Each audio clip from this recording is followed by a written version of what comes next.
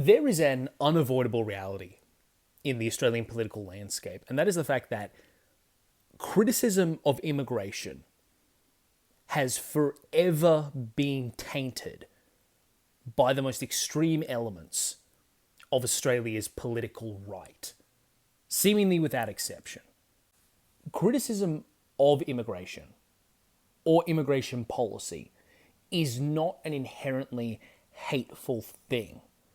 But in this country, what we've seen, I think probably the best example of it over the last weekend, is that when criticism of immigration does come to the forefront, becomes a focal point for broader discussions in the Australian political sphere, it will seemingly without fail be taken over by Australia's most right-wing and fanatically insane elements.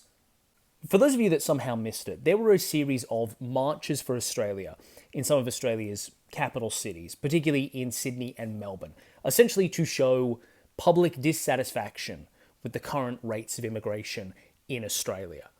These were seemingly thrown together as a response to the march of the Sydney Harbour Bridge for Gaza, and one of the major concerns as this was being put together, this sort of vague anti-immigrant series of marches that will be taking place, is that organisers, at least in my opinion, seem to be either completely unaware of the most predictable possible outcome of what this would lead to, or they were just indifferent to it. And these marches were not peaceful. And it was painful to see, not only because of the people that were hurt and were targeted, but also because it was so astoundingly predictable. If you want to give the organisers of these movements, these marches, the benefit of the doubt for whatever reason, and you want to assume that they have genuine concerns about immigration, well, we do also have to accept that they also seem to have no ability to understand what sort of crowd movements like this actually attract. Because, look, like I said, criticism of immigration in itself is not wrong or evil. If you want to make an argument to housing supply, which a lot of people have been floating this idea that we're in a housing crisis, excessive immigration during this time, when we can barely find the means by which to build new homes for people that are already here, is going to exacerbate a crisis and only drive more money into the pockets of developers and landlords. That is a fair argument to make. If you want to talk about the reality of the fact that a bigger, more competitive workforce with people who have immigrated here for the sake of finding a job will apply downward pressure to wages and make it so that people that are already here will probably have to settle for lower salaries to some extent.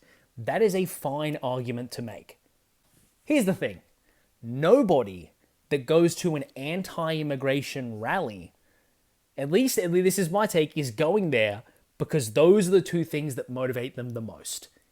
If you catch my drift. Because even if you do bring out a broad group of people that have very normal and civil takes on immigration, a movement like that public and that large, is also going to draw, like, flies to shit, some of the most fucking vile people you can imagine.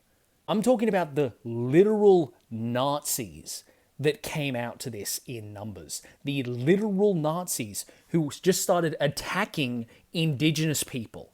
The literal Nazis who found a Sky News affiliate, a right-wing commentator who happened to be Jewish, and just started attacking him in the street. This just so predictable. This nonsensical just bullshit where we don't want the Australian flag to be perceived as racist. It is a unifying symbol. We love it. But then people will see this shit where you organize rallies like this, where one flag, this is all we care about. Then there is a literal Nazi giving a speech to this crowd. Literal Nazis leading these crowds. Then you wonder, why aren't people more broadly accepting of the anti-immigration movement? Because you hold fucking stupid movements like this and Nazis just co-opt the whole fucking thing. It's like, why did the water in the pot boil when I put it over the fire? Everyone fucking knows that's going to happen. This isn't a particularly in-depth analysis from me, because I don't think this so-called movement that we witnessed over the weekend is something that is inherently complex. To me, what it really is a depressing sign of the degree to which people will turn a blind eye to literal, violent, fucking fascists coming along and just be like, oh, no, this is a broader movement. They are not a part of it. You're marching with the motherfuckers. Then you have the fucking liberal losers just coming out and making their argument like, no, this wasn't a violent movement. This was just a couple of bad apples in the whole thing. Yeah, those bad apples started beating the shit out of Aboriginal people. Like, those aren't bad apples. You know the expression is, bad apples ruin the batch. How do you not completely separate yourself from this sort of fucking insane violence? And look, they're going to try throwing the whole argument back at left-wing Australians like, oh yeah, I mean, look at the Gaza march. Like, some people there had like photos of the Ayatollah. Yeah, that's pretty fucking stupid. But you know what those people didn't do? They didn't just start attacking Jewish people in the streets, which literally happened at the March for Australia in Melbourne. And by the way, I'm not defending Ari Yemeni. Not a fan of that guy. Do not like his fucking insane right-wing takes. But here's a random thought, just as a left-wing Australian. I don't think anyone should be attacked by Nazis just because they're Jewish.